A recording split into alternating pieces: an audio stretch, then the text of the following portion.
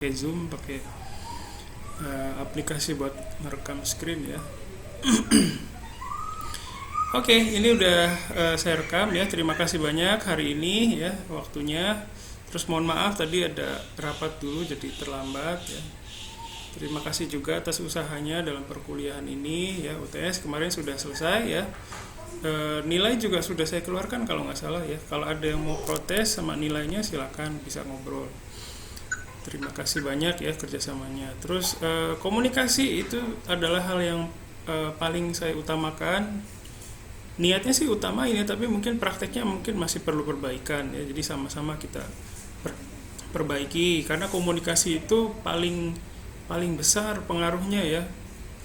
Gara-gara misalnya kadang kita masalah tambah besar karena komunikasinya nggak lancar. Itu bukan hanya kuliah aja, apapun sama ya. Walaupun kita kuliah tapi sebenarnya sama aja kayak belajar kerja sih. Misalnya kalian karyawannya, saya supervisornya gitu ya. Jadi kalau kalian submitnya telat berarti saya dimarahin kalau di perusahaan gitu. Terus nah supaya bisa menjalin komunikasi dengan lebih baik lagi ya. Kadang kita kan nggak bisa ngobrol juga di kuliah online ini ya. Jadi saya adakan angket kemarin ya. Terima kasih sudah isi anketnya. Nanti terakhir kita bahas sedikit ya. Terus ada yang bilang di anketnya itu UTS-nya terlalu mudah. Memang sih ya terlalu mudah. Kalian punya waktu buat mikir tuh sampai 2 minggu ya berarti ya. 2 minggu ngerjain atau 3 minggu ngerjain itu. Kakocang. 2 mingguan kira-kira ya. Jadi ada yang bilang nggak menantang begitu ya. Oke, ya memang begitu keadaannya ya. Itu karena ya banyak pertimbangan sih. Pertama kita akan tahu semua ya tingkat stres waktu kuliah online itu cukup tinggi ya. Kadang ada yang sampai kejadian macam-macam, di berita juga ada. Jadi saya coba menghindari itu supaya kalian juga tetap masih bisa semangat belajarnya, masih ada harapan gitu loh ya. Itu pemikiran saya. Tapi ternyata ada mahasiswa yang sebenarnya pengen tantangan begitu ya. Baik, terima kasih masukannya. Tapi walaupun keadaannya kondisinya mudah ya, sebenarnya kan tinggal perbaiki aja ya. Dari feedback yang sudah didapat gitu ya, diperbaiki, disesuaikan lagi terjemahannya ya. Tapi tetap masih ada mahasiswa yang nggak teliti gitu ya. Tetap ada yang nggak teliti. Saya nggak tahu itu sebabnya kenapa. Karena melihat hal-hal tersebut, makanya saya jadi timbullah kecurigaan gitu ya. Iya bener nggak nih ikut kuliah gitu kan? Sebenarnya saya nggak masalah misalnya kalian. Jadi kalau misalnya nggak bisa ikut Zoom itu nggak masalah. Asal nanti ini kan setiap kali kuliah saya rekam. Asal nanti setelah itu dilihat aja hasil rekamannya betul-betul gitu, diperhatikan. Jadi kalau misalnya jadi percuma misalnya kalau kalian maksain ikut Zoom tapi sebenarnya nggak ada di situ gitu. Itu justru yang lebih ya nggak enak gitu istilahnya ya. Namanya ada tapi sebenarnya nggak ada. Itu yang lebih menusuk. Jadi samalah kayak kehidupan sehari-hari ya. Ngobrol sama orang di depan tapi orangnya ngelamun misalnya, nggak diperhatiin kan nggak enak ya. Jadi daripada kalian nggak bisa merhatiin, kayaknya nggak bisa merhatiin nih lagi ada kerjaan lain misalnya, lebih baik nanti aja nonton YouTube-nya gitu. Itu sama sekali nggak masalah, saya nggak punya rasa apapun terhadap itu. Maksudnya ya itu fine aja, nggak apa-apa gitu. Bentuk kuliah yang lain memang harus menyesuaikan seperti itu. Dan jadi karena ada hal-hal seperti itu, kita tuh jadi sulit membangun hubungan saling percaya. Dan kalau sudah sulit membangun hubungan kepercayaan ini ya, nggak bisa saling percaya, itu susah gitu untuk melanjutkan, untuk meningkatkan hasil capaian kuliah ini gitu. Jadi nggak maksimal gitu ya. Kayak sehari-hari aja lah, itu sama sih ya. Kalau udah nggak percaya sama dosennya kan ya, ini dosen beneran nggak sih mikirin kita gitu kan. Terus dosennya juga mikir, ini beneran gak sih mahasiswa ngerti gitu, apa beneran gak sih merhatiin saya gitu kan, beneran gak sih belajar. Nah kadang seperti itu gitu, sehari-hari itu sering ada yang kayak gitu ya. Jadi kadang dosen itu juga mahasiswa juga sama, mahasiswa mencurigai dosen karena ada oknum ya, oknum dosen yang memang tidak bisa dipercaya gitu. Terus dosen juga tidak bisa mempercayai mahasiswa karena memang ada oknum yang tidak bisa dipercaya gitu. Jadi bukan semuanya, tapi karena oknum-oknum itulah jadi susah hubungannya gitu loh. Hubungan dosen sama mahasiswa, guru sama murid itu sulitnya dipersulit karena ada oknum-oknum yang nggak bertanggung jawab gitu. Itu saya berusaha menghindari hal-hal yang seperti itu. Kadang dari mahasiswa juga sulit untuk mempercayai dosen terlebih dahulu ya, apalagi online kayak gini, terus kita kan nggak tahu dia beneran nggak sih kerja gitu kan. Makanya saya memutuskan untuk percaya dulu sama mahasiswa. Saya percaya bahwa kalian bekerja dengan baik gitu ya. Saya percaya walaupun belum maksimal, tapi kalian sedang berusaha menuju ke sana gitu ya. Terus seperti yang tadi saya bilang ya, pertama kita bahas UTS-nya dulu, bagian-bagian yang luput dari perhatian ya. Terus kedua bahas tugas selanjutnya, dan terakhir bahas angket. Yang pertama kita langsung bahas tentang UTS-nya ya. Kita kan udah nerjemahin karase no kakocang ya. Kita udah mikirin ini kurang lebih 2 minggu lah sebelum kemarin ya. Ini ada beberapa hal yang mau saya sampaikan. Saya lihat dari hasil memeriksa karangannya ya. Pertama, kalau judulnya sih ya oke lah, rata-rata oke lah ya. Terus yang kedua ini yang mengenai gender si Kimura Sang ini gitu.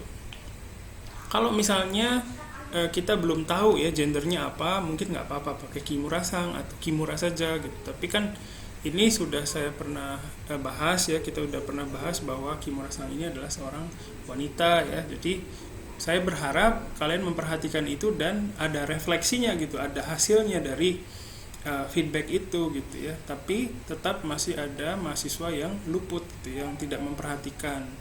Jadi masih pakai Kimura Sang, pakai Kimura saja ya. Itu. Terus yang kedua, yang kalimat kedua sih oke-oke aja ya. Terus kalimat yang ketiga ini mengenai Okikunata, ada yang menerjemahkan dewasa gitu ya. Ini juga sudah pernah saya bahas di perkuliahan sebelumnya. Kalau dewasa sama sudah besar gitu kan, itu kan Okikunaru itu kan mungkin lebih dekat ke sudah besar karena lebih fokus ke melihat pertumbuhan secara fisik ya. Beda dengan dewasa. Kalau dewasa itu kan selain pertumbuhan fisik lebih fokus ke pertumbuhan mentalnya kan, karena walaupun sudah berwujud sebagai seorang yang sudah besar ya, sudah berumur, tapi ada juga istilah orang itu belum dewasa gitu kan, masih kita bisa bilang begitu gitu. Itu bukti bahwa dewasa itu parameternya bukan pertumbuhan fisik berarti tapi pertumbuhan secara mental ya, dewasa itu. Jadi mohon diperhatikan ke depannya. Jadi yang kadang setelah melihat ini kesulitan kalian dalam menerjemahkan itu kadang ya memang sih banyak bergantung ke kemampuan bahasa Jepang juga. Tapi setelah melihat ini, saya juga merasakan bahwa mungkin mahasiswa itu merasakan kendala di rendahnya kesadaran terhadap bahasa ibunya sendiri, bahasa Indonesia ya. Oke, terus ada juga yang selanjutnya ya. Kako-chan wa Kimura-san ni dakareru to ureshisou ni onaka o ue ni shite ue ni suru ya. Kaka to nakimasu ya. Ada juga yang masih, sebenarnya kita sudah bahas ini juga ya. Jadi bukan perutnya tuh bukan mengangkat ya, tapi intinya si Kako-chan ini menghadap ketika digendong ya, di peluk itu dia menghadap ke mukanya Kimura-san, terus dia berkoak begitu ya. Seperti itu. Nah, ini juga ekspresinya saya nggak menentukan harus begini, enggak, tapi saya sudah gambarkan, ya, gambarkan kondisinya waktu dipeluk itu sama Kimura-san. Nah, silahkan kalian bisa mengekspresikan itu dengan berbagai cara, dengan berbagai macam ekspresi gitu ya. Nggak harus sama dengan saya. Tapi kalau udah perutnya keangkat itu udah beda gitu. Perut terangkat gitu ya. Oke. Terus ada juga ini mengenai bunyi burung gagak ya. Jadi rata-rata kalau bunyi kayak berkicau, menciap, itu ada mahasiswa yang menerjemahkan seperti itu dan menyayangkan ya. Karena rata-rata kalau dalam bahasa Indonesia berkicau, menciap itu mengikuti ini kan semacam gionggo ya, gionggo. Jadi mengikuti suara dari si binatang itu gitu. Kayak menggonggong begitu kan, kayak mengeong begitu. Nah, masalahnya burung gagak itu enggak ciut ciut ciut ciut gitu kan, enggak begitu suaranya, enggak ciap ciap ciap, enggak begitu ya. Jadi mohon diperhatikan. Terus ada yang ini juga ya, yoru wa ie no chikaku ni aru 木の上で寝ていますが、お腹が空くと台所に入ってきて大好きなハンバーグなどをもらって食べています。Ini ada yang menerjemahkan ini kakonya itu dia mengambil makanannya gitu loh, mengambil. Kalau mengambil itu kan ada inisiatif sendiri ya. Nah, sebenarnya kalau lihat bahasa Jepangnya nggak ada hal seperti itu ya. Hamba gunado morate, berarti morate itu ada yang memberikan gitu kan ya. Ini juga harus diperhatikan ya, jadi nggak ngambil sendiri. Terus selanjutnya Kako-chan no shumi wa doraibu desu, ini juga sudah dibahas dalam perkuliahan ya. Jadi doraibu itu bukan hanya menyetir mobil saja, tapi sebuah paket kegiatan ya. Jadi udah termasuk menyetir mobil, terus termasuk jalan-jalan ke tempat yang jauh ya, doraibu itu. Seperti itu. Terus yang selanjutnya nggak ada. Terus yang ini ada speedo ga deru to, ada yang banyak yang mengalami kesulitan dalam mengekspresikan hasil terjemahannya dalam bahasa Indonesia ya. Jadi makanya saya pikir setelah lihat-lihat hasilnya itu kayaknya kesulitan mengekspresikan bahasa Indonesianya gitu ya. Mengekspresikan hal itu ke dalam bahasa Indonesia, kayak mobil digas gitu kan. Mobil digas ini kan nggak sebagai bahasa Indonesia yang resmi itu nggak bisa diterima gitu. Jadi ada juga mahasiswa yang kesulitan seperti ini. Terus mengenai yang ini nih, yang hane o hirogete jouzu ni baransu o toru ya. Jadi sebenarnya yang utamanya adalah menjaga keseimbangan diri gitu kan. Nah, caranya apa? Caranya dengan merentangkan sayapnya ya. Jadi hane o hirogete, bentuk T-nya ini adalah bentuk bahwa dia tuh ini adalah menggambarkan media atau cara yang dia lakukan untuk menjaga keseimbangan ya. Kayak misalnya jitensha ni notte daigaku ni ikimasu. Jadi pergi ke universitas dengan naik sepeda begitu ya. Jadi ini juga banyak yang luput, nggak memperhatikan ya. Terus terakhir juga ada juga yang menerjemahkan seperti ini. Kako-chan wa jibun ga karasu de aru koto wasurete shimatta you da to Kimura-san wa hanashite imasu. Ya, jadi ada yang menerjemahkan begini, Kimura-san bercerita Kako terlihat ya sudah melupakan bahwa dirinya adalah seekor gagak. Jadi ada menambahkan sesuatu di sini ya. Terlihat itu kan sebenarnya nggak ada ya. Kadang memang kita perlu menambahkan informasi, tapi kalau sampai menambahkan sesuatu yang benar-benar tidak ada, yang itu jadi ya terlihat itu kan nggak ada ya di kalimat asalnya ya. Jadi itu penyesuaian yang tidak bisa diterima gitu ya. Seperti itu. Ini dari saya sudah cukup segitu saja. Barangkali ada komentar dari kalian, silakan.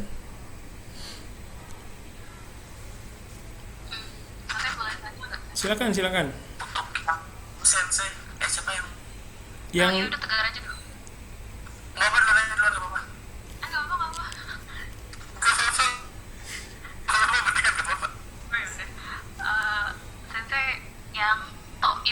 diterjemahin itu lebih condong ke kalau atau ketika ya sensei?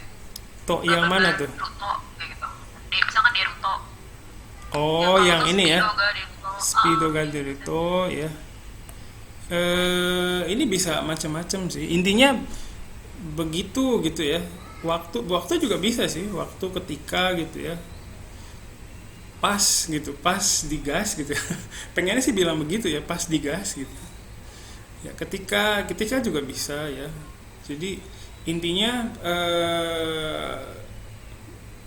ketika si mobilnya itu kecepatan mobilnya bertambah, dia mengambil keseimbangan dengan cara merentangkan sayapnya begitu. Jadi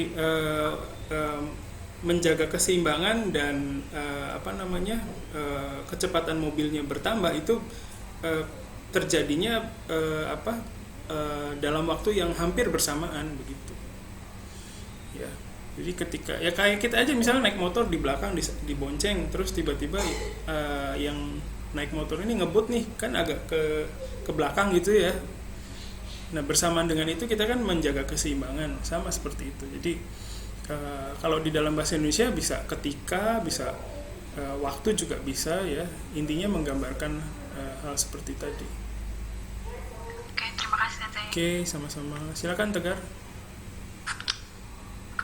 Ya, ini saya nyambung juga sama pertanyaannya si Rizky tadi. Ya, gimana? Ada yang itu yang bagian Yorua. Nah, kita nggak bisa bedain kalau misalnya Yoruanya dipakai saat malam. Nah, itu kan ada Nakagasukuto. Itu berarti kalau lapar gitu ya sensei. Sebenarnya Yoruba wa itu kadang ya kalau dalam bahasa Jepang sebenarnya kadang dia tuh dekat dengan kalau dalam bahasa Indonesia.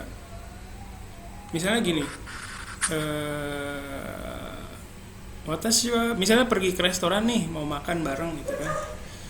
Mau makan apa? Nani nishimasu ka? Gitu kan. Nani nishimasu ka? So desu ne, watashi wa ramen. Anata wa misalnya atau Tegar wa gitu kan. Kalau Tegar kan gitu ya. Kalau saya ramen, kalau Tegar apa gitu. Tegar wa nani gitu. Jadi kadang bisa diinterpretasikan dekat dengan kalau dalam bahasa Indonesia ya, tapi bukan berarti sama. Kalau juga dalam bahasa Indonesia kan pemakaiannya macam-macam, itu juga perlu diperhatikan seperti itu. Jadi kalau malam ya, di sini kan ada perbandingan ya. Kalau malam dia tidur, tapi kalau perutnya lapar dia masuk ke dapur gitu kan ya. Jadi bisa memperhatikan ada dua hal yang dibandingkan di situ. Walaupun bukan secara langsung dibandingkan sih, kondisinya. Seperti itu tidak apa-apa sensei kalau ada dua gitu. Iya nggak apa-apa. Kalau malam begitu, kalau malam tidur di luar, kalau lapar dia masuk ke dapur gitu nggak apa-apa. Secara bahasa Indonesia ini kan ngomongin bahasa Indonesia berarti kalau bahasa Indonesia seperti itu masih bisa diterima, nggak janggal kan? Kita semua ini native bahasa Indonesia. Kalau malam dia tidur di atas pohon dekat rumah. Tapi kalau perutnya lapar, dia masuk ke dalam dapur dan makan begitu. Itu kan masih bisa berterima ya, secara gramatikal juga nggak masalah.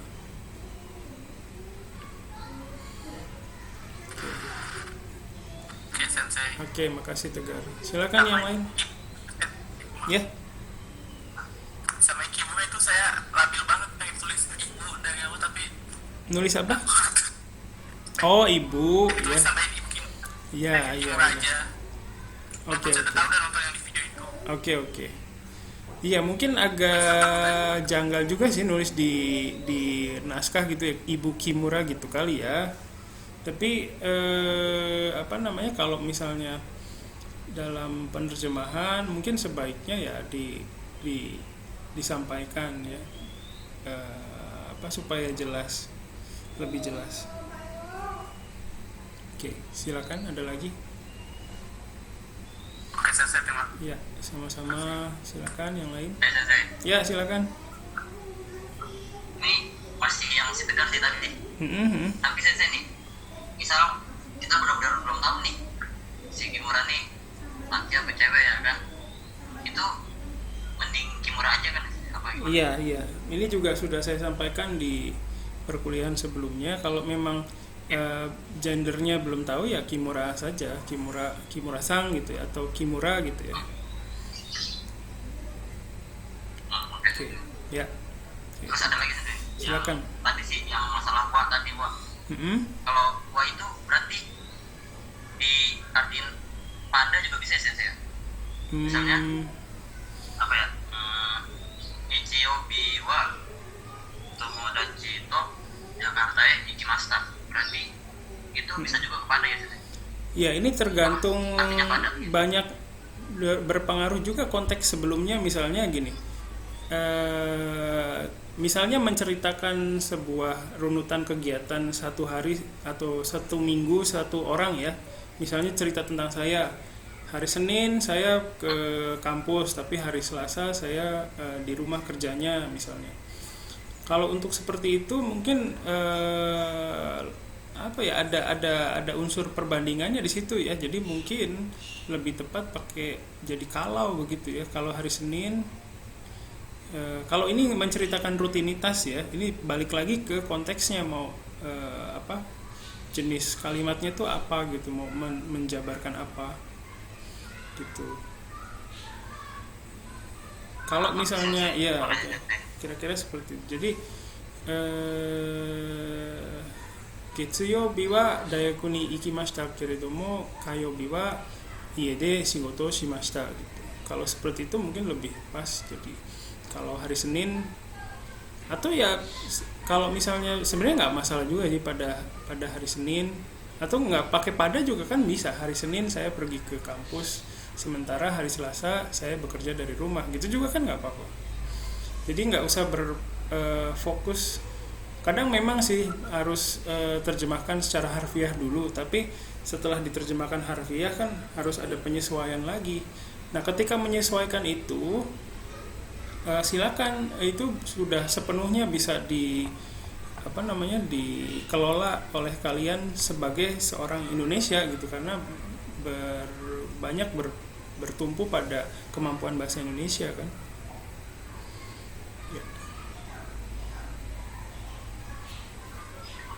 Ya, sama-sama ya. Silakan yang lain. Sudah? Ya, silakan. Pertanyaan sensei.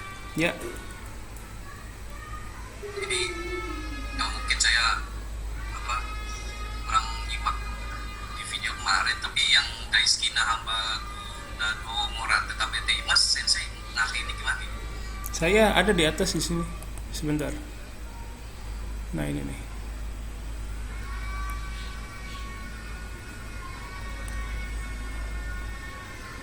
Mana tuh? Nah, ini nih. Kalau malam Kako selalu tidur, tapi kalau dia lapar dia masuk ke dalam makan makanan kesukaannya seperti hamburger dan lain-lain. Begini. Begitu aja ya sensei.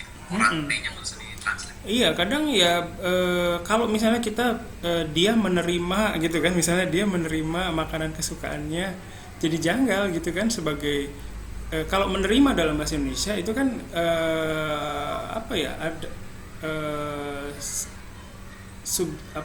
yang menerima itu biasanya orang gitu loh, bukan yang punya agak susah jelasinnya. Misalnya gitu ya, misalnya diterjemahin, tapi kalau dia lapar dia akan masuk ke dalam dapur dan mendapat kali ya, dapat makanan begitu. Kalau itu masih oke kali. Kalau menerima juga susah ya. Dapat makanan kesukaannya itu juga bisa sih. Dapat makanan kesukaannya seperti hamburger dan lain-lain dan memakannya misalnya gitu. Itu juga agak jadi panjang gitu. Kadang perlu memikirkan efektivitas kalimat dalam bahasa Indonesianya juga. Tapi sensei tahu dari mana kalau dia diambilin makannya sensei? Nah itu kan morau, morau, morau itu. Jadi kalau udah ada morau itu pasti dia mendapatkan sebuah jasa kan gitu. Misalnya kanojo ni gohan o tsukute moraimashita, dibuatkan makanan oleh pacarnya gitu kan, dibuatkan berarti dia nggak berbuat apa-apa untuk itu gitu, pacarnya yang membuatkan kan gitu. Jadi dari morau itu kita bisa menyimpulkan bahwa kako ini ya mendapatkan makanan, bukan mengambil sendiri. Oke. Ya sama-sama. Sensei itu nih kakonya ini, kakonya itu ngambil atau emang disediain gitu? Nah, Nggak makan. kalau saya lihat dari bahasa Jepangnya kan morau ya, ini biasa mungkin ya kemungkinan besar ini diambilin. Jadi pas kakonya masuk tuh mungkin udah tahu ya kakak gitu, terus si Kimura-sangnya datang ke dapur, terus dia ambilin, terus kasih makan gitu. Ada kemungkinan seperti itu. Hai sensei. Oke. Ya, ada lagi silakan. Sensei boleh nanya lagi? Silakan. Saya penasaran aja apa ya pertimbangan sensei ketika kayak morate taberu ya kalau nggak salah namanya. Itu kan moraunya dibuang, dihilangin. Pertimbangan sensei kalau nge-translate ada yang dibuang atau diubah itu apa sih pertimbangan sensei gitu? Pertimbangannya. Jadi efektivitas kalimatnya atau apa gitu sensei? Oke, pertama efektivitas kalimat. Kalau misalnya saya tambahkan gini, jadi tapi kalau dia lapar, dia akan masuk ke dalam dapur dan makan makanan dia akan masuk ke dapur dan dapat makanan kesukaannya seperti hamburger dan lain-lain dan memakannya gitu. Itu juga saya sempat berpikir seperti itu sih. Tapi setelah saya pikir-pikir lagi,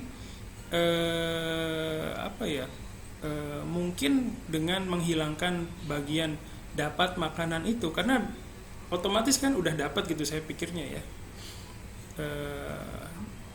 Mungkin tidak merubah konteksnya, jadi pengaruhnya nggak begitu besar gitu. Makanya saya berani memutuskan untuk menghilangkan bagian moraunya seperti itu. Jadi nggak banyak ada pengaruh terhadap konteksnya, bahwa si kako itu datang terus dapat makanan dan makan di situ, itu nggak terlalu banyak damage-nya gitu loh ke makna yang mau saya sampaikan. Seperti itu sih pertimbangannya. Oh iya, soalnya kadang saya pengen nyoba kan kayak sensei lakuin, cuma jadi ragu gitu sensei, takutnya salah. Nggak apa-apa, jadi gini loh. Pertimbangan saya juga gini, pertimbangan saya itu bukan berarti itu udah benar. Ini juga kan ini karena pengalaman saya akui bahwa kalau untuk teori itu saya nggak begitu nggak tahu gitu teori mengenai menerjemahkan yang ada teknik apa gitu ya, itu juga saya masih belajar sama. Jadi kalau misalnya kalian mau melakukan itu nggak apa-apa, silakan lakukan, jangan takut, kan di sini namanya juga masih belajar. Nanti kita bahas kan, waktu pada saat bahas ini pertimbangan saya begini sensei begitu, kita diskusi, nggak apa-apa gitu. Bukan berarti saya pasti selalu pertimbangannya selalu baik gitu, enggak ya. Jadi kalian jangan berpikir seperti itu, jangan takut ya, silakan berimprovisasi. Dengan membicarakan mengenai improvisasi kalian, kita bisa belajar dari situ sama-sama gitu ya. Oke. Terima kasih sensei. Ya, sama-sama. Silakan yang lain. Ya, jadi waktu saya pertama kali menerjemahkan juga sama, saya berimprovisasi sendiri ya. Tapi nggak ada yang pernah ngebimbing saya gitu loh. Ini improvisasinya udah oke. Ini improvisasinya mungkin sedikit ada beresiko misalnya. Nggak ada yang bilangin saya seperti itu gitu loh. Jadi mungkin cara belajarnya mungkin belum maksimal ya. Cara saya memfasilitasi kalian belajar Hongyaku Tsuyaku ini belum maksimal, tapi paling nggak kita bisa mendiskusikan bareng-bareng ya. Jadi ada sesi buat seperti itu ya. Silakan yang lain. nggak ada ya. Kalau tidak ada baik, kalau tidak ada baik, saya jelaskan tugas selanjutnya ya. Tugas selanjutnya ini berdasarkan masukan dari kalian ya, dari angket itu. Ada yang bilang perlu ya metode isi materinya agak perlu dirubah gitu ya, mungkin karena monoton juga ya kemarin, selalu audio yang seperti itu gitu, yang stabil ya, yang aman-aman aja gitu ya. Jadi kali ini saya ambil video dari YouTube. Nah, videonya itu isinya semacam konferensi pers di saat ini ada film baru nih, terus waktu premiernya, waktu pertama kali diputar di bioskop itu ada interviewnya, jadi si aktor aktrisnya tuh ketemu sama yang nontonnya gitu. Nah, di situ ada semacam kata sambutan, bahasa Jepangnya itu butai aisatsu. Nah, saya menjadikan butai aisatsu ini sebagai bahan materi kita untuk selanjutnya ya. Sebentar. Jadi saya perlihatkan dulu ya.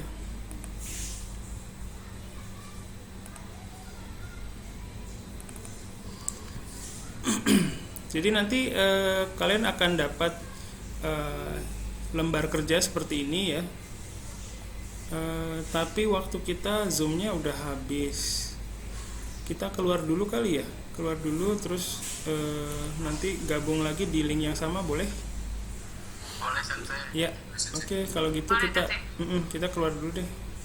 Makasih ya, bentar. Nah.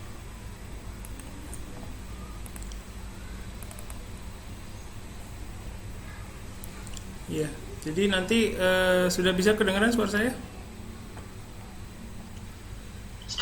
Oke, makasih ya. Jadi nanti kalian akan lihat lembar kerja seperti ini ya. Nanti judul videonya ini ya,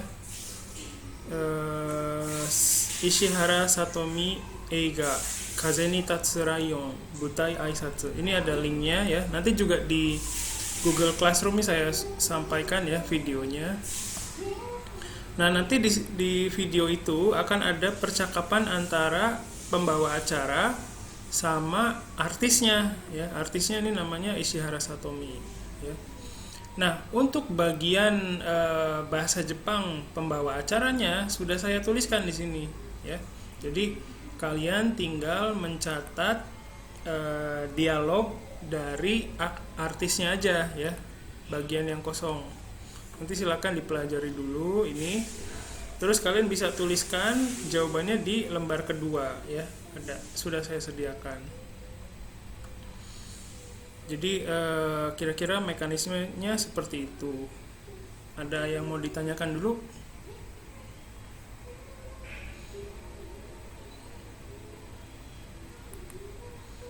Tidak ada ya? Tinggal isi yang kosong-kosong doang ya sensei? Ya, betul. Nanti tinggal isi yang kosong-kosong ini yang ada warna kuning. Tapi waktu nerjemahin ya diterjemahin semua ya. Jadi bukan yang artisnya aja, tapi secara keseluruhan diterjemahkan. Begitu kira-kira. Ada lagi yang mau ditanyakan? Berarti itu semuanya dalam satu file dikumpulin ya, sehingga kayak yang tugas sebelumnya itu dipisah antara terjemahan sama teksnya. Iya, jadi ini satu file sudah ada teks bahasa Jepang dan ada terjemahannya, betul.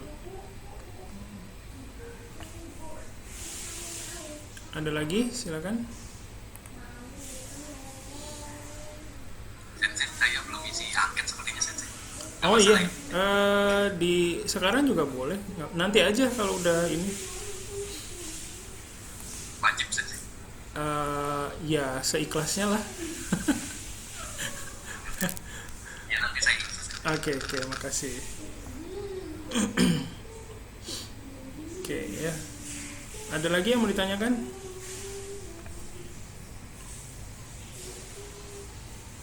Udah ya, jadi kira-kira seperti itu. Jadi nanti di Google Classroom-nya akan ada file ini, file Microsoft Word ini, silakan diunduh ya. Terus nanti ada file video YouTube-nya juga ada ya. Nanti silakan linknya ya, silakan dipelajari dulu. Nah, tapi cara kerjanya nggak perlu ini ya, nggak perlu didengarkan dulu sampai terakhir baru ditulis gitu ya. Enggak, ini bebas. Silakan mau didengarkan dulu boleh, mau dicatat sambil mendengarkan ya, di pause gitu juga boleh, nggak apa-apa. Jadi nggak mesti kayak kemarin ya. Oke. Kenapa?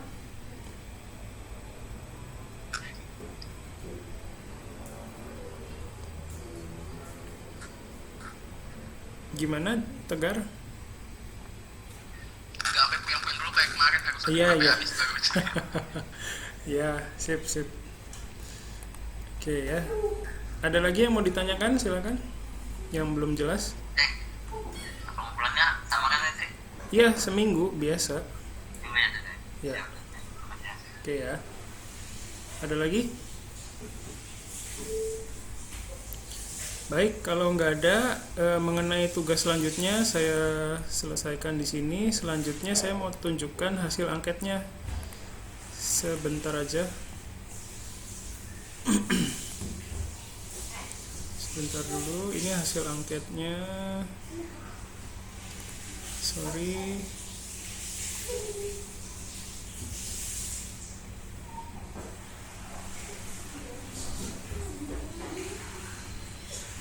Sebentar.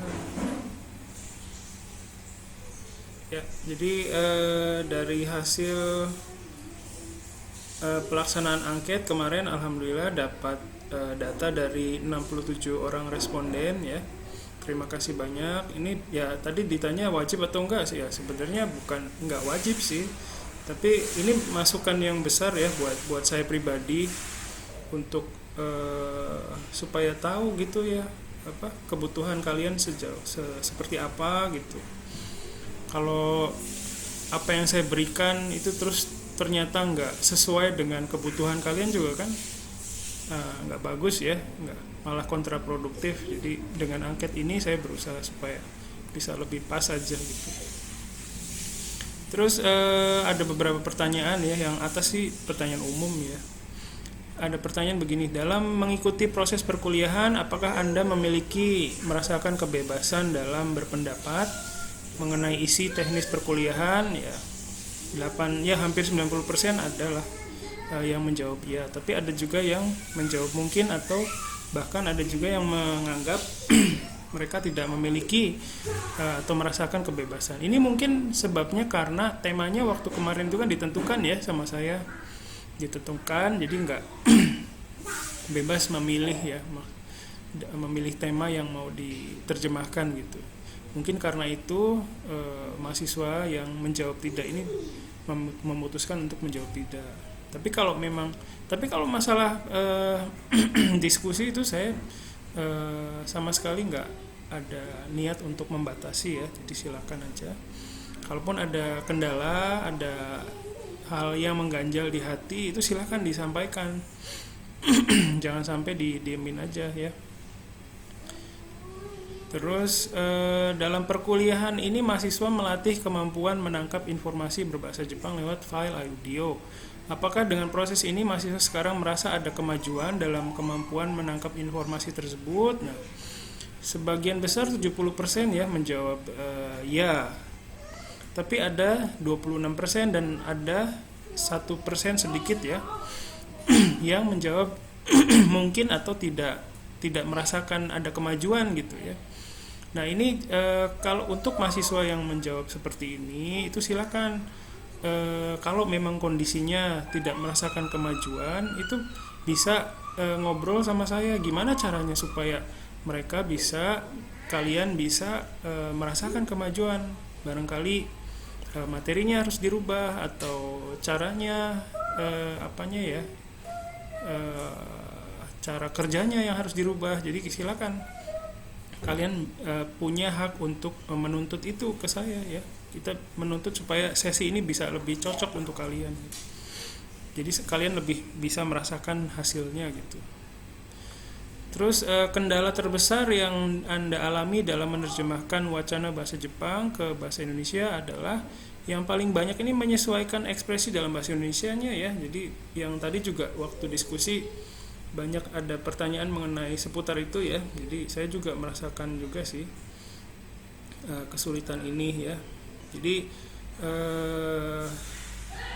pada dasarnya urutan terjemahan prosesnya ya yang umum itu seperti yang sudah saya pernah sampaikan, pertama diterjemahkan dulu secara harfiah ya. Jadi per kata itu diterjemahkan, diinterpretasikan. Setelah itu belum selesai ya proses penerjemahannya, tapi dilanjutkan dengan proses penyesuaian. Nah, proses penyesuaian inilah yang banyak dipengaruhi oleh kemampuan berbahasa Indonesia kita ya, banyak dipengaruhi itu. Apakah kita pertama di proses awal tuh kita banyak bergantung ke kemampuan bahasa Jepang sih, memang kemampuan menangkap informasi yang ada dalam maksud yang tersimpan di dalam kalimat-kalimat bahasa Jepangnya ya. Terus setelah proses itu selesai, itu banyak bergantung ke kemampuan kita dalam berbahasa Indonesia ya. Jadi sudah pernah saya sampaikan juga, ini memang sulit ya, memang sulit dan perlu banyak latihan gitu untuk bisa mendekati ya penyesuaian yang ideal. Jadi hasil terjemahan saya pun bukan berarti itu yang terbaik ya, bukan berarti. Jadi kita sulit untuk membuat banyak orang, semua orang puas gitu dengan hasil karya kita gitu ya. Tapi kita bisanya ya cuma berusaha supaya resiko-resiko yang akan kita dapatkan dari hasil penerjemahan itu bisa berkurang gitu ya. Itu yang kita diskusikan setiap perkuliahan ya. Jadi di sini kalian juga dituntut untuk banyak berpikir ya. Dalam setiap memberikan feedback juga saya nggak ngasih ini jawabannya yang benar ya, ini jawabannya yang salah ya, ini salah loh gitu. Saya nggak berani bilang begitu karena sudut pandang orang itu macam-macam gitu. Memang sih ada yang saya kadang bilang ini resikonya tinggi loh, karena begini nanti ada kemungkinan disalahpahami. Jadi paling nggak saya paling maksimal tuh bisa bilangnya begitu. Nggak bisa, kecuali memang secara gramatikal udah salah ya, itu nanti pasti saya sampaikan. Tapi rata-rata kalian juga udah baik dalam menerjemahkan ya. Jadi kita diskusi mengenai resiko-resiko yang akan kita hadapi ketika menerjemahkan dengan cara kita seperti yang sudah dihasilkan gitu, seperti itu. Terus ini juga sebenarnya masih banyak sih komentar yang lain ya, tapi nantilah bisa saya lihat lagi. Terus media apa yang sering Anda gunakan dalam membantu ya? Banyak yang pakai Google Translate, ya Takoboto ya, ini juga ini nggak bisa dihindari ya, makanya saya nggak pernah melarang karena sulit untuk menghindari ini. Jadi saya hanya bisa berusaha mengajak supaya saya pakai juga sih Google Translate ya. Di sini juga 70% lebih ya, 80% lah bisa dibilang banyak yang pakai Google Translate. Dan banyak yang sekitar banyak ya, ini 100% kayaknya pakai Google Translate juga gitu. Maksudnya ada yang sampai 60-80% tuh hasil Google Translate semuanya gitu ya. Google Translate susah dihindari. Buat pengajar saya juga nggak mungkin jangan pakai Google Translate. Pasti walaupun saya bilang begitu juga mungkin ada ya, pasti ada muncul mahasiswa yang pakai gitu. Itu karena nggak bisa terhindari. Teknologinya ada di dekat kalian, di tangan kalian, jadi sulit untuk dihindari. Tapi yang bisa saya lakukan adalah memberitahu resiko apa yang mekanismenya Google Translate itu seperti apa yang pernah saya alami ya. Jadi saya cuma bisa menyampaikan itu dan mengajak supaya mengurangi ya penggunaan Google Translate. Kalau resikonya kalau digunakan oleh pembelajar yang lama belajarnya masih sejarah belajar bahasa Jepangnya masih pendek, itu beresiko pertama proses penguasaan bahasa asingnya jadi nggak berjalan ya, jadi banyak bergantung, dan nggak bisa mendapatkan feel, nggak bisa mendapatkan ritme menerjemahkannya gitu. Sekarang saya udah tahu waktu nerjemahin itu ya bisa langsung gitu loh, dari bahasa Jepang langsung saya tulis di bawahnya, bahkan saya ganti langsung gitu ya. Itu karena dulu saya nggak pernah pakai Google Translate. Zaman saya waktu kuliah itu nggak ada, zaman setelah itu juga nggak ada. Jadi di saat saya banyak menerima pekerjaan terjemahan itu belum ada Google Translate. Di situ saya belajar banyak ya, jadi kayak mulai dari mana, terus kalimat utamanya apa, terus anak kalimatnya yang mana, itu ritmenya saya dapatkan ketika saya menerjemahkan secara langsung tanpa menggunakan Google Translate. Walaupun ya saya buka kamus juga gitu, sama. Ketika kalian pakai Google Translate ya, itu kan kalau dipakainya menerjemahkan kalimat, ya kalian nggak, ya cuman bisa lihat hasilnya, oh begini bahasa Jepangnya gitu, tanpa menjalani proses penerjemahan itu. Jadi cuma dapat praktisnya aja, tapi nggak dapat experience-nya itu 0 0 gitu. Jadi cuma oh kayak gini bentuk bahasa Jepangnya, iya udah deh saya tulis gitu kan, tanpa ada perlakuan yang lebih dari informasi tersebut gitu. Jadi ini yang beresiko nanti kalian nggak bisa belajar ritme menerjemahkannya harus dari mana dulu gitu ya. Jadi itu yang saya khawatirkan ketika kalian pakai Google Translate ya. Terus Google Translate itu juga kan presisinya juga itu diragukan ya, karena dia itu biasanya prosesnya, kalau menurut saya ya, prosesnya itu ngambil, dia misalnya masuk nih input bahasa Indonesia, pertama ke bahasa Inggrisin dulu, baru dari situ ke bahasa Jepangin gitu. Karena AI-nya untuk mungkin ya untuk Indonesia Jepang itu belum ada feedback banyak gitu. Kan kalau bahasa Inggris Indonesia itu presisinya tingkat ke akurasinya, tingkat akurasinya ya itu tinggi.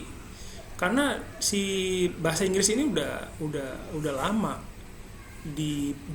dipelajari sebagai bahasa asing ya, sejarahnya lama, dan penutur aslinya juga banyak, istilahnya banyak, pembelajarnya juga banyak, lebih banyak dari bahasa Jepang, dan banyak feedback ke AI-nya Google-nya itu. Jadi tingkat akurasinya jauh lebih tinggi daripada Indonesia Jepang.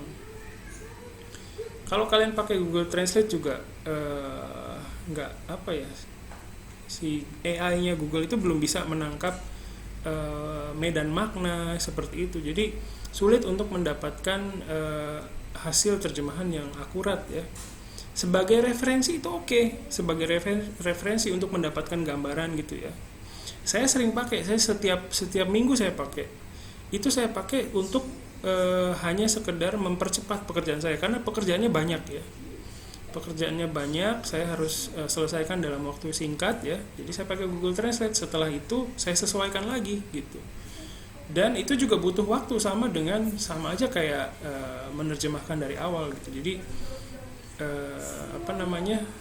saya sedikit menghemat waktu di situ. Sedikit sih waktu yang dihematnya ya, nggak banyak gitu ya. Jadi makanya sekarang saya tahu luarannya hasilnya Google Translate itu jadi kayak gimana ya, terutama bahasa Jepang ya, dari Indonesia ke Jepang ya, itu biasanya udah kelihatan ini Google Translate atau bukan gitu ya. Pertimbangannya satu, kalimatnya itu pasti munculnya itu terus gitu. Terus yang kedua, saya juga melihat si pembelajarnya ya, latar belakangnya kadang kelihatan dari situ ya, bisa mempertimbangkan. Terus yang perlu diperbaiki ini bagian isi materi ya. Jadi ini paling banyak saya dapat masukan. Jadi makanya di pertemuan kali ini saya agak cari materi yang beda dengan yang biasa. Terus saya juga dapat masukan banyak ya, terima kasih banyak. Ya jadi tugasnya berbeda secara bergilir karena kemampuan shadowing saya cukup jelek. Ya jadi sebenarnya kemarin itu bukan shadowing ya, saya nggak. Kalau shadowing itu kan orang Jepangnya misalnya audionya ngomong kita ngikutin gitu. Nah itu saya nggak minta itu ke kalian. Jadi dengerin dulu sampai akhir. Namanya tuh dictogloss kalau nggak salah ya, dictogloss. Tekniknya bukan shadowing tapi dictogloss itu namanya. Jadi bukan shadowing ya. Terus ya terus ada yang juga bilang begini, tetap semangat sensei menghadapi mahasiswa yang tidak kompeten seperti saya. Nah ini saya paling nggak suka nih dengan mahasiswa yang seperti ini. Maksudnya merendah itu boleh, tapi merendahkan diri sendiri itu tidak boleh ya. Ini namanya merendahkan diri sendiri. Kalian masing-masing itu sudah punya kemampuan, sudah punya pengetahuan mengenai bahasa Jepang di diri kalian sendiri masing-masing, sudah punya. Jangan bilang nggak punya, hanya saja belum bisa memberdayakan itu secara maksimal. Pernah lihat film-film superhero nggak sih? Yang yang superhero-nya tuh baru nyadar punya kekuatan gitu loh. Kan ada kan yang kayak gitu.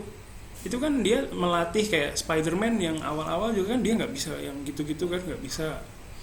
Sama seperti itu, perlu latihan gitu loh.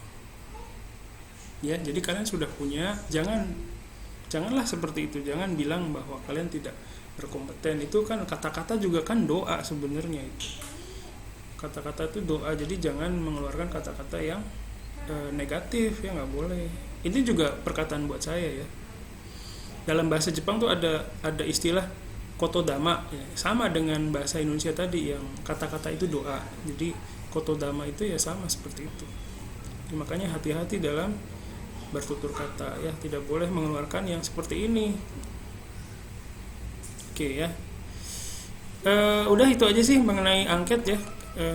Terima kasih banyak atas kerjasamanya.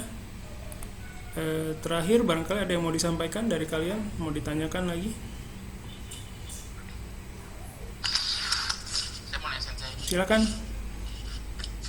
Saya pernah jadi interpreter di suatu acara yang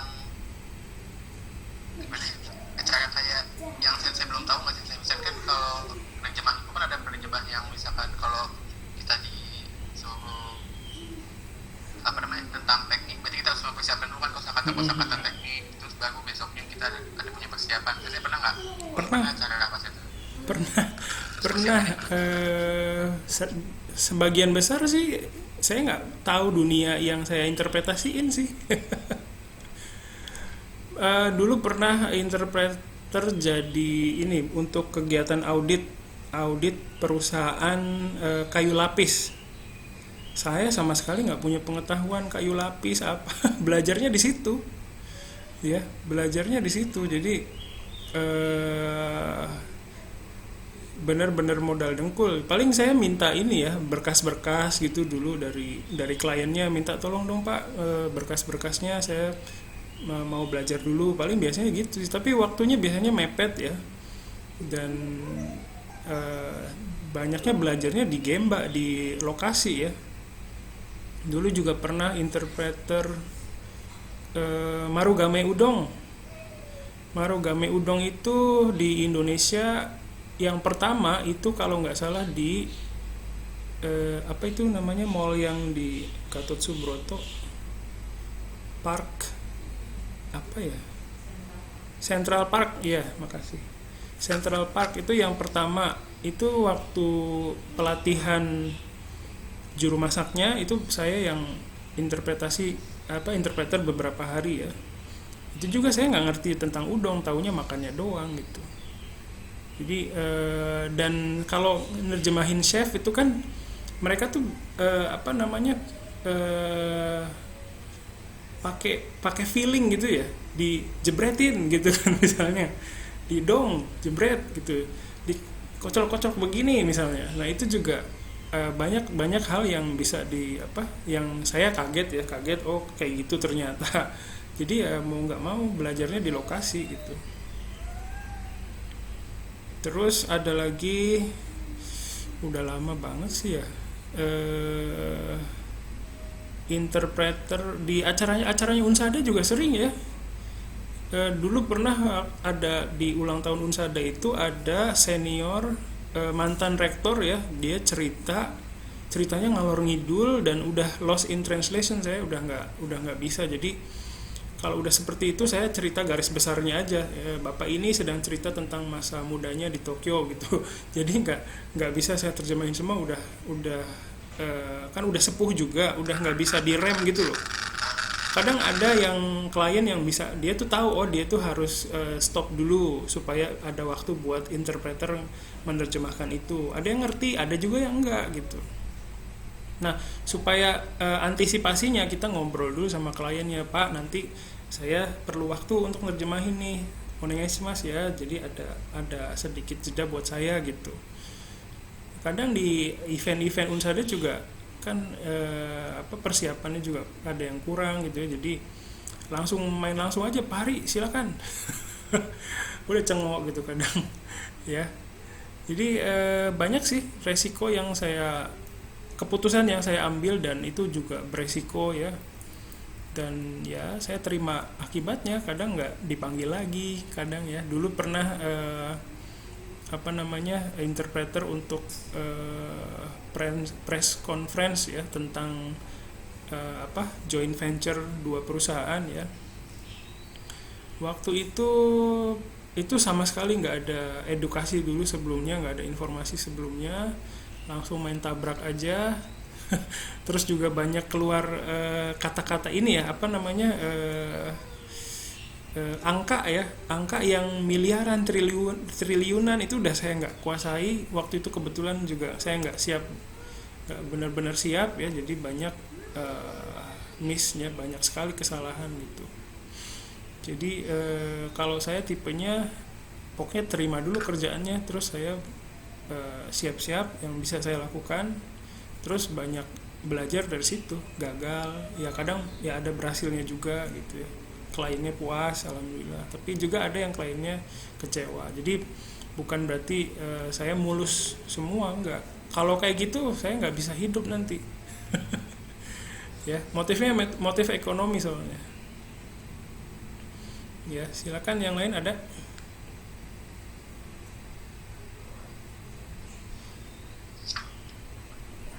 Saya kalau misalkan kayak nggak tahu kosakatanya gitu, itu saya lebih baik kayak gimana? Kadang saya minta tanya dulu lah, ini maksudnya apa gitu, tanya ke kliennya. Coto bakarana in desu keredomo gitu ya, kore wa nan deshou ka gitu. Nanti kliennya bisa ngejelasin lagi dengan konsep yang lebih sederhana gitu. Seperti itu sih. Memang susah juga dapat, misalnya bidangnya itu kan kadang memang bukan bidang yang kita geluti gitu ya. Jadi mau nggak mau ada bagian-bagian yang memang kita harus belajar dulu, begitu. Dan itu udah sesuatu yang dimaklumi gitu. Misalnya perlu belajar dulu begitu ya, perlu diedukasi dulu interpreternya, itu memang udah ada seperti itu. Jadi nggak apa-apa, tanya aja, kecuali bisa ada waktu untuk belajar dulu ya, bisa dapat berkas-berkasnya gitu ya, jadi kita bisa belajar sebelumnya, itu yang paling baik sih. Ada lagi, silakan. Oke ya, tidak ada ya, baik. Kalau begitu, kalau tidak ada ya, terima kasih. Tidak ada pertanyaan lagi, tidak ada komentar lagi. Terima kasih atas waktunya hari ini. Nanti jangan lupa absen. Kalau ada kendala sama absen, tolong kasih tahu saya. Terus nanti silakan, saya akan publish juga tugasnya di GCR dan silakan dikerjakan. Baik, itu saja. Terima kasih. Assalamualaikum warahmatullahi wabarakatuh. Bye bye. Assalamualaikum warahmatullahi wabarakatuh. Arigatou gozaimashita sensei. Ya, makasih. Otsukare sama Saya desu. dicekal sih, jadi itu masalah absen. Oh, gede dicekal ya. Ya, nanti saya absenin manual deh. Siapa lagi? Jadi, Gede aja. Oke, sip sip. Nanti saya absenin manual ya. terima Oke, kasih. ya sama-sama. Oke, baik. Saya tutup ya. Assalamualaikum.